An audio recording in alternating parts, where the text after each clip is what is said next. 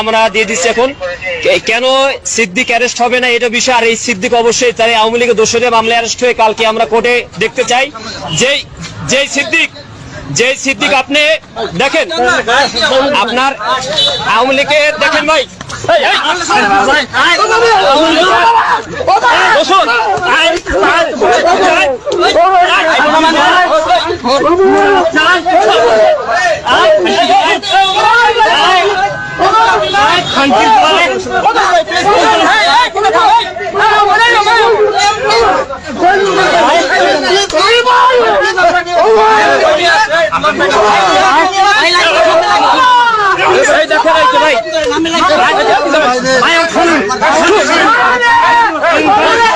এই জনগণ ধরে দেখেন এই জনগণ ধরে আমরা হাবিবুল্লাহ বাহার ছাত্রদল, আমি সাইফুল ইসলাম এবং বিদাস সহ এখানে আপনার জগন্নাথের ছাত্রদল বাসেদ ভাই এবং বিশেষ করে আপনার ছাত্রদলের কেন্দ্রীয় সংসদের যুগ্ম সম্পাদক আপনার সে ধরে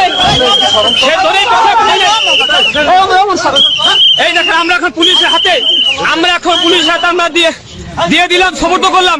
কেন সে অ্যারেস্ট হবে না, কেন সে চালানো হবে না?